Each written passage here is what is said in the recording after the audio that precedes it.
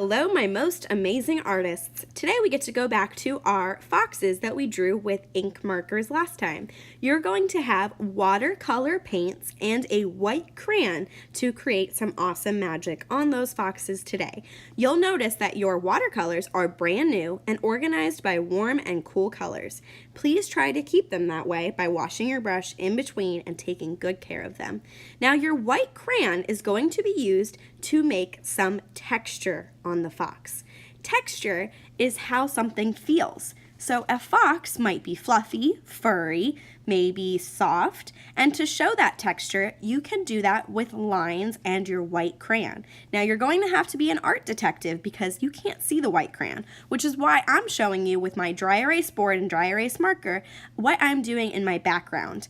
On my background, I am making snowflakes. To make a snowflake, all you have to do is make an X or a horizontal line, a vertical line, and then two diagonal lines, all intersecting at the middle. If you want to get fancy, you can add some V's onto each of those lines. That will make it a fancy snowflake. So in my background, I'm going ahead and adding some snowflakes. I could even just add dots, but I'm pressing pretty hard. The harder I press with my white crayon, the more magic will happen when I paint over it. You'll see I'm being an art detective. I have to get really close to my paper to be able to see what I'm doing. And if I can't see what I'm doing, well then I just know that I'm an awesome artist just like you and could absolutely draw in the dark if I had to. So drawing with the white crayon might just be like a challenge for you, like drawing in the dark.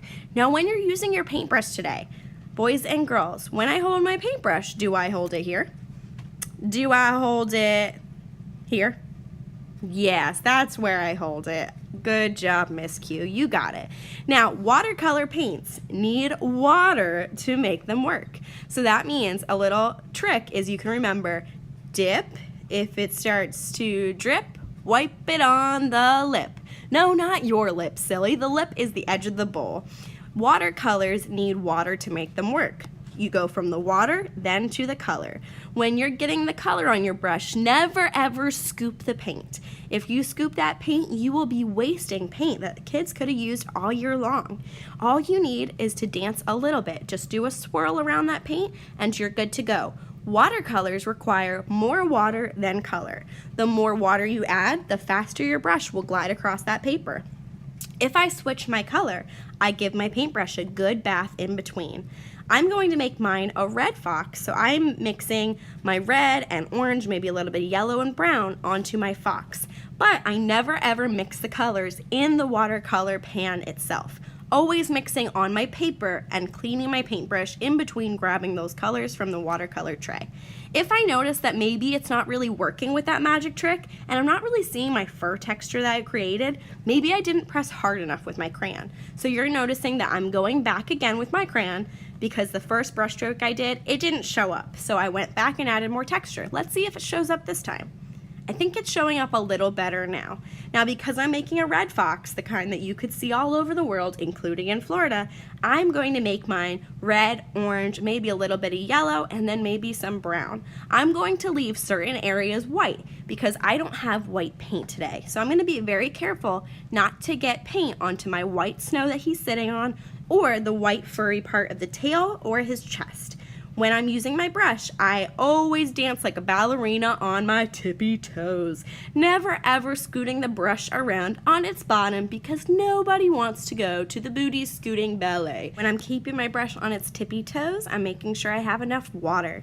If I start to notice that there is scratchiness in my brush strokes, that means that it's thirsty. He needs water to make him glide across the paper again. So if you start to notice that maybe it's taking you a long time to paint, or maybe your brush strokes are getting scratchy on your paper, that means that you don't have enough water. He's thirsty. So I'm gonna go ahead and fast forward through my painting here so that you can see I add just a little bit more brown. And here is where I really added a lot of white texture because this is where I wanted to keep it white. So I'm just adding a little bit of a shadow to show that he's not perfectly white. Maybe he got a little dirty, maybe he was rolling around in some mud, but for the most part, I'm gonna have a snowy background, so I really only add a little bit on the sides to show that there's a little bit of a shadow there, make him look a little bit more real. Yes, I started by painting my fox instead of my background. I started with the warm colors because that is what I should use first before cool. I start light and I move towards the dark. Then I'm gonna go start on my background after washing my brush really well. I'm painting my background blue because I'm thinking about where my fox is. I made snowflakes, so mine's going to be somewhere cold. I'm making a blue background, but maybe I'll include a little bit of purple. I could include a little bit of green, but I'm not going to mix any warm colors into my sky in my background because that would make brown. It would make mud. When you mix warm and cool colors together, it does not mix well. Now notice that the purple might look a little bit black. It's next to the blue. Your watercolor tray goes in rainbow order, red, orange, yellow, but then a space in between green, blue, purple, and then there's brown last.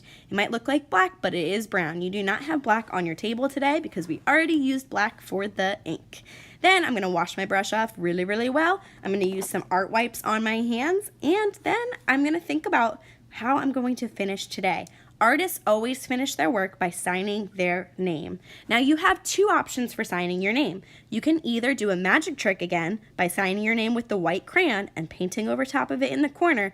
Maybe I've got a little lake here or a little pot of water that he was drinking from.